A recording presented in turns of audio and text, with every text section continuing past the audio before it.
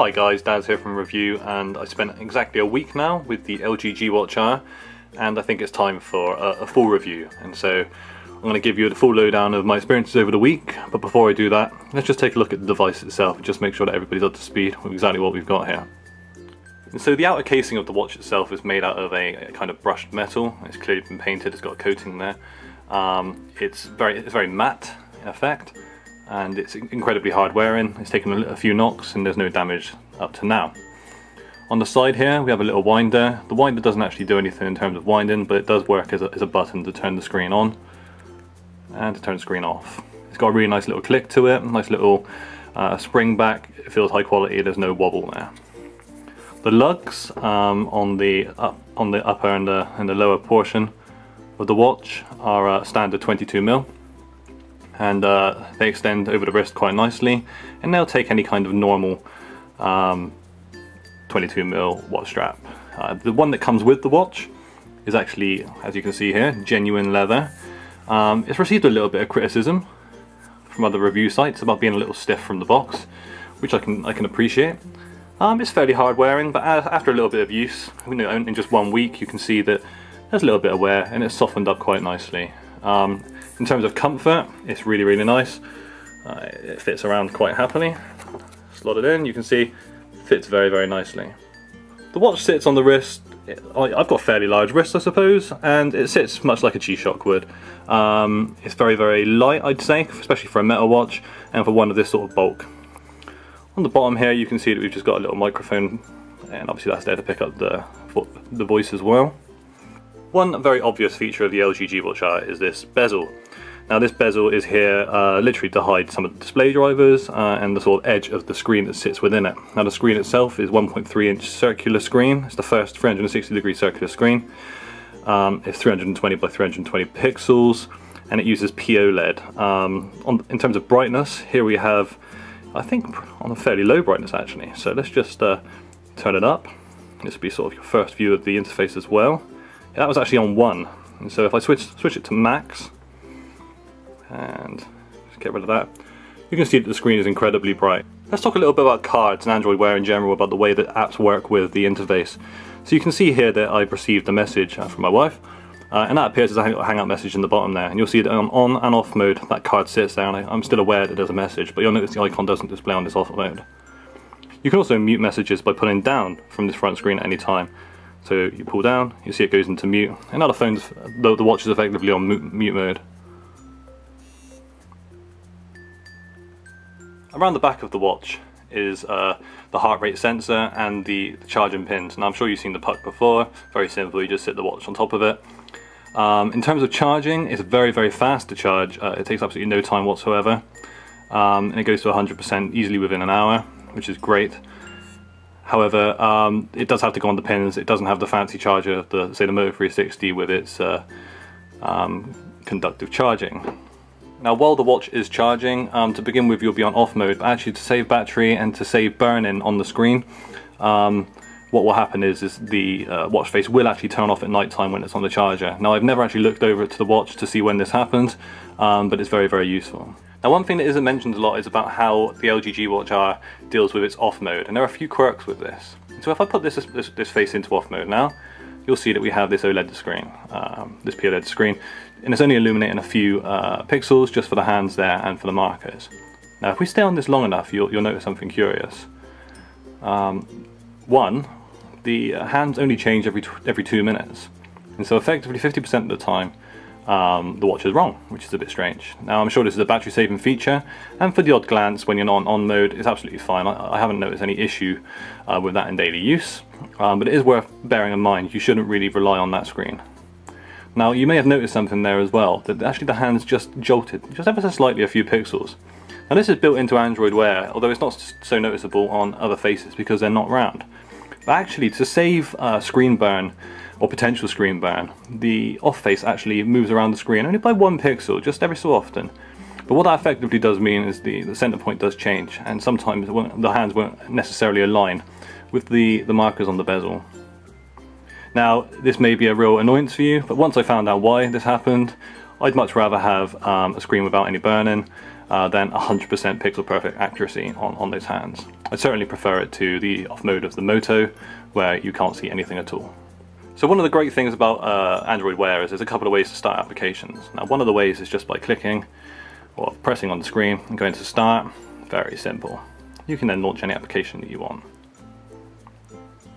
Another way I can launch apps is using Google's voice recognition. Now, some apps have a deeper integration than others, but even apps that I downloaded from the market, I'm able to launch using Google's voice recognition feature. So if I turn it onto the on-screen, OK Google, launch flashlight.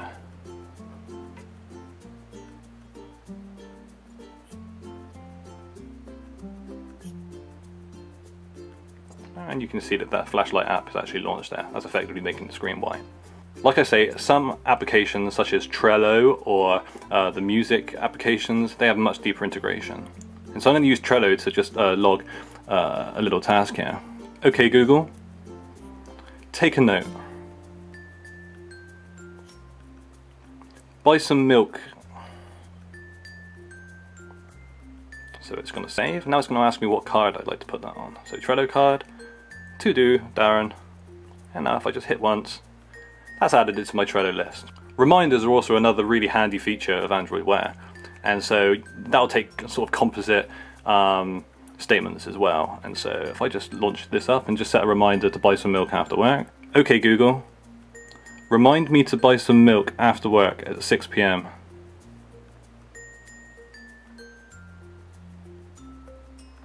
And you see that that's saving.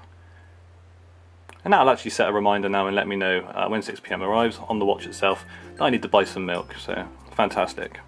Launching watch faces and changing watch faces is one of the main features of Android Wear, and obviously because it's a watch. There's two ways of going about this. You can launch the screen, go all the way down to the bottom to settings, and then go all the way to the bottom there to change watch face. Alternatively, the quickest way to change watch face is just by holding down on the screen. One downside of having that kind of touchscreen display and that kind of functionality though is if you cross your arms or you've got a child and they just hold their hand on the watch face itself, what you're often confronted with is that little vibration and you're on this screen, and before you know it, you've actually gone to another watch face. One thing I really like about the integration between Android Wear and actual Android is media and controlling media. And so I listen to a lot of podcasts in my car, and so if I start the podcast, to book Richard Christie, go to Richard. And I just turn it down there just for a second, you can see I've got some Howard Stern on there, and you can also see that on the face itself I have the full controls there, so it appears as kind of a card. And this is a third-party app. This is BeyondPod, and so it's not a standard Google one, but yet I still have the same support. And I can bring the card up, it tells me a little bit of information about it, and I can move over and I can actually control it there as well. And so I can turn the volume up, I can turn the volume down, which is really great. Or I can play and pause from that screen there. This works for Spotify too, as you can see here. We've got some Childish Gambino. And what you'll also notice on Spotify is that we have the album art there as well. I can change between tracks. And I can play and pause. Speaking of music, music's quite heavily integrated within the voice recognition as well. And that'll work with Google's Google Play Play Music. And so if I just go through the process properly. OK Google, play me music from the Counting Crows.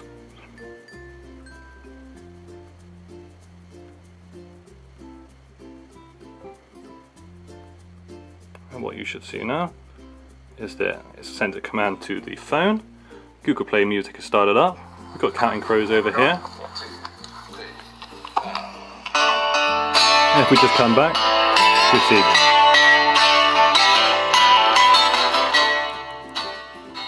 You'll see that the entire process is extremely well joined up, and I'm straight into a Counting Crows track there, both on my phone and on my watch, and I have the album art there as well. Navigation is also somewhere that Android Wear actually excels, especially with Google's built-in maps on most Android phones, all Android phones, and so we can make full use of the voice recognition capabilities here as well. So, OK Google, navigate to the nearest petrol station. So some of the choice will be here. I can select. It will then do its little calculation. So very little interaction required from me. I'll calculate the route. And now when we look at the phone, Take a look here, and now I'm able to literally navigate my way, change travel mode, exit, or even mute the app as well, and that will just follow me all the way. And so I could do this with my phone in my pocket. Now, there's a lot of integration built into Android Wear around health, and there's a new Google Fit app available as well. And that interfaces with the heart rate monitor, also some of the accelerometers, and some of the other sensors within the phone itself, and it's all packaged in kind of Google's Fit. But I can say, okay Google, show me the number of steps I've taken today.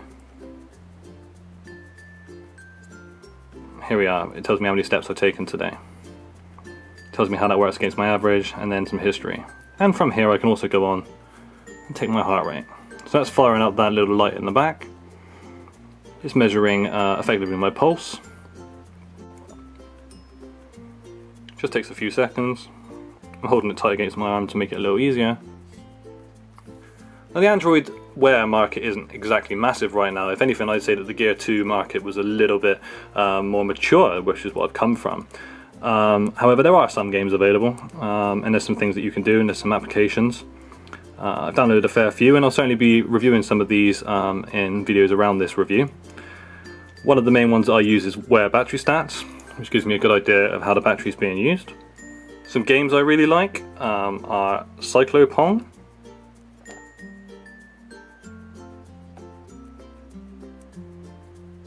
Frog Commando, Bidot,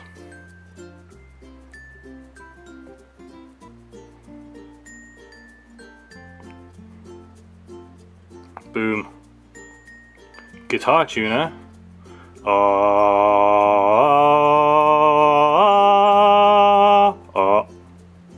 A, B, B, B, B, B, B, B.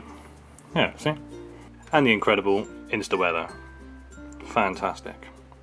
So in terms of battery, I'm getting around 1 full day of use of this. I'm going to bed with about 20% on it, but then I'm using it an awful lot throughout the day, and so that's kind of to be expected. If you're going to be a power user using this all day long, then you might even struggle with 1 day. But for general users, just using it for just basic notifications and watch-based functionality, you're probably more likely to get a day and a half or two, so it's more than ample.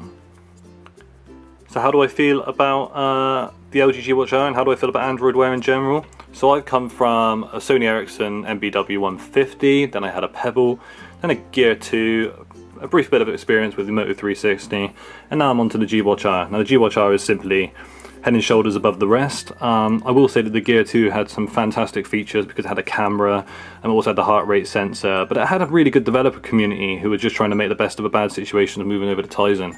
Now what that actually meant is that believe it or not, the Gear marketplace is probably more mature than Wear is at the moment, which is sad, and considering this is Google, it really needs a lot more support, and hopefully people like us getting behind the software and getting behind the sort of community will help that.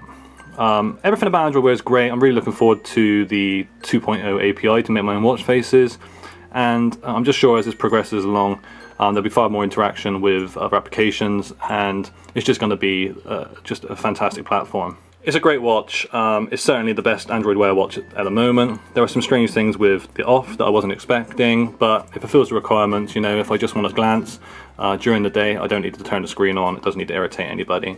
If I wanted to look like a businessman, I can just have a normal watch display and no one would even be any the wiser. If I want to look like Buck Rogers, I can have anything fancy like this. The interaction with other applications are great, and the platform is doing really well. I absolutely love the watch. My problem at the moment is playing with it so much, just burning through that battery. As battery technology increases, I'm sure that the platform in general will certainly move forwards. But for now, this is the best that we've got, and I'd certainly recommend this over any of the other Android Wear watches out there, although you will pay a little bit of a premium. So thanks very much, guys. I hope you enjoyed this quick review. We'll be doing far more of them on review and our YouTube channel. If you like what we're doing, it's almost an Android Wear video every single day at the moment, so please subscribe. I'm trying to get those subscriber numbers up. That's the last time I beg you for that though. Thanks a lot. See you. Bye.